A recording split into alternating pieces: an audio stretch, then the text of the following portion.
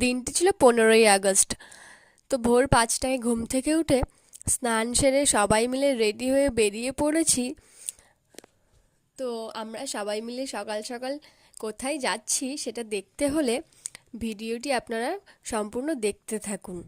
তো আমরা শিয়ালদা স্টেশনে পৌঁছে কৃষ্ণনগর লোকাল ধরে 7টার ট্রেনে উঠে পড়েছি। তো ট্রেনে উঠে জানলার ধারে সিট পেয়েছি।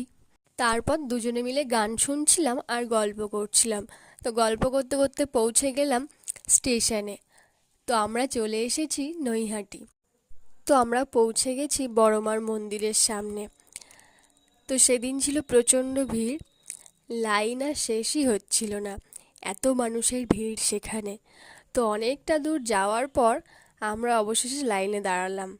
তারপর লাইনে দাঁড়িয়ে আমি আর দিদি দুজনে মিলে ব্যাগ থেকে ডালার সমস্ত কিছু বার করে সাজিয়ে নিচ্ছিলাম। তো একটা ডালা আমরা ওখান থেকে কিনেছিলাম আর একটা বাড়ি থেকে নিয়ে গেছিলাম। মন্দিরের ভিতরে গিয়ে ভাবলাম এবার হয়তো আমরা চলে এসেছি। ও বাবা, গিয়ে ওখানে দেখি আরও কত লাইন ওখানে।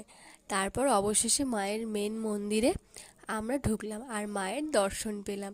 তো ওখানে প্রচুর ভিড় ছিল, আমরা একদম পিছনে দাঁড়িয়েছিলাম। তারপর আমরা একদম সামনে চলে এসেছিলাম।